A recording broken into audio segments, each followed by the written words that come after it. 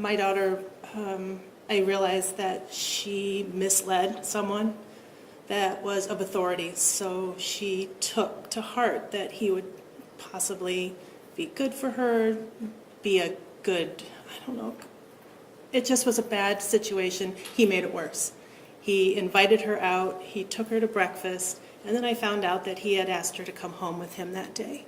And what could have happened after she went home with him, I don't know. She was 17, I realized that, but he took advantage of her. She was depressed and looking for attention, and what the prosecutor did to her in this room has really put her under. She is at home now. She can't work. She sits in a dark room and she doesn't want to come out. It's because this man did this to her. And she has to live the rest of her life with the fact that she sat up on that stand and talked about things that none of us would want to talk about. And it was really unfair. And the prosecutor should be ashamed of himself to do that to my daughter and put her on the stand, because it wasn't her fault. And for the crime that he has been found guilty of, he did it like Matthew said. He wanted to have sex with my daughter, and he wanted to make sure that she was 18. Well, if you have to do that, then you shouldn't even be pursuing that relationship. You know, I mean, if it's a guess at all about an age, then walk away. You know, you're a 31-year-old man. You're looking at a teenager. Shame on you. Shame on you, Mr. Tewell. All right. Thank you for coming. I know it's been difficult. Anything else, Mr. Meyer? I would just reiterate our request for incarceration, Your Honor. This was not a victimless crime. It was a very serious crime, and he knew better. He chose to violate the law, knowing full well why that law existed and how he was harming this young girl. And you saw in open court exactly what he did to affect her and have such a negative impact on her life. He deserves to have a similarly negative impact on his life. We're asking for incarceration. All right. Very good. And the falsificate, the count that he was found guilty of, although the whole situation, we heard it during the trial, is for going into, he's being sentenced for accessing the leads to find out her age. That's the felony of the 5th degree here. The state did not charge, other than disseminating improper material for which he was found not guilty. There are no other charges relating to this relationship other than those two. They're not, but the victim did testify how this caused her to feel violated and afraid, that he had access to all this personal information about her because he wanted to use the database for sexual gratification. It's just outrageous. All right. Counsel, you want to step up to the podium, please? Yes, thank you. Would you like me to bring this? Yes.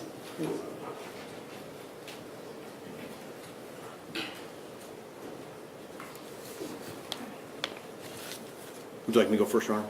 Yes. Your Honor, I'd ask the court to consider, Mr. Tewell is 32 years old. He does have a bachelor's degree. He's a soldier in the Army National Guard for the past 6.5 years. He is aware that police officers are held to a higher standard. I'd ask the court to also consider the many positive things that he has done. He's received 3 awards during his time as a police officer, a commander's commendation, 2 special commendations. He saved 2 people's lives. One was a gunshot victim, the other one was a car accident victim, by rushing to the scene and applying tourniquets to keep the people from bleeding out. He has also captured a gang member with a gun who was running through Ohio City. So he's done a number of great things as a police officer, and I ask the court to consider those, as well as what you've heard before the court during the trial. He's losing his job as a result of this incident, and being a police officer and a soldier are 2 of the most important things to him in his life. And that was the National Guard's not going to keep him on, is he? No, they're going to discharge him because he does have a felony conviction. And that was a holdup with a plea deal, Your Honor. That he could no longer be a police officer. Nevertheless, he's been convicted of the Leeds violation. He has been obviously acquitted of the disseminating matter harmful to juveniles.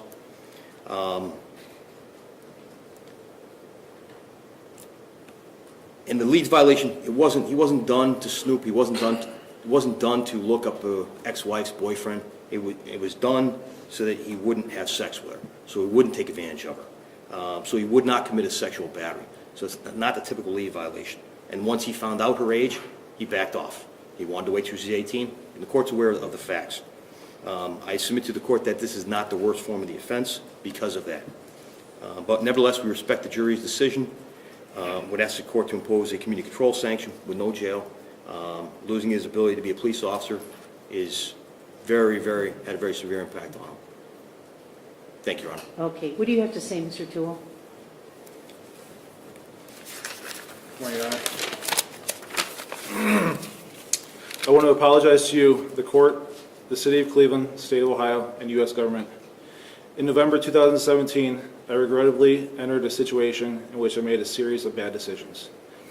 That situation would have never occurred if I had all the facts at the time, and I would never be before this court, but I apologize nonetheless. I apologize to the U.S. government and the State of Ohio. With this conviction, I will be discharged from the Ohio Army National Guard and unable to fulfill my duties that I have sworn to. Never at any point in my life have I intended to do harm to another. I chose a life of public service because I wanted to do just that, serve others. Multiple times during my career, I put my own safety on the back burner to save the lives of others. I deeply regret my mistakes in this case. My mistakes in this case will strip me of the opportunity to help others in this capacity. I will truly miss it. However, I do not regret taking this case to trial, even given the outcome, because it has given me a chance to get the facts of the case out to the public. I have the deepest regret for this situation and can assure that I will never be in a situation like this again. I accept full responsibility and accept any punishment deemed necessary by this court. What about the victim in this case? I don't hear anything. State of Ohio, Your Honor. No, not just the state of Ohio. I mean, the young lady who was involved had to come up here and testify. Your Honor, I never intended to do any harm to any individuals, and if I have caused harm to anyone, I deeply apologize. Okay.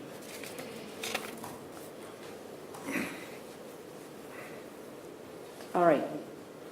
The court has reviewed the pre-sentence report, takes into consideration the remarks of counsel and the defendant, and while the court is certainly, from the many years I've been here, knows the seriousness and the importance of this. This is a felony of the 5th degree, the falsification. It is an offense that carries with it a strong presumption in favor of community control, and the court believes that this will be unlikely to recur, as he will be removed from his position as a police officer with even any access to the lead's information, and also he's going to he's drawn the public scrutiny here. We see cameras here seated over in to my right, and plenty of people have had the opportunity to view this in open court and to see exactly what you've done. You're going to carry this with you for a long time. They're going to know who you are and what you did. You've lost your job as a police officer. You will lose your job or your position as a National Guardsman as well. So you are suffering from that end. You will carry the ramifications of having a felony on your record. So the court feels that a sentence of community control will be appropriate. You are, as this is he's a low risk, there's no doubt about that. This is unlikely to recur. So I'm going to put you in the low risk group. You'll report today. They will tell you when you need to report again to the probation department. You'll perform 100 hours of community work service. You'll pay the costs. Costs become a judgment against you. If you fail to pay them, you may be required to perform community work service. The fine, $2,500, I'm going to impose it. I'll waive $1,500. You will pay $1,000, and you'll be subject to a supervision fee, $20 a month. There's to be no contact with the victim in this case. Do you understand? Yes, Your Honor. In the event you do not successfully complete the terms of your community control, As to count 1 felony of the 5th degree, you'll do 12 months at Lorraine Correctional. Now that you've been sentenced, the court will advise you have the right to appeal your verdict. If you do not have the money to pursue an appeal, you may have the state assign counsel for you and the transcript order at state expense. However, the court would require you to file an appropriate motion with the supporting documentation of indigency. All right. So, do you have any questions about what you need to do? No, Your Honor. All right. Very good. You'll take them down.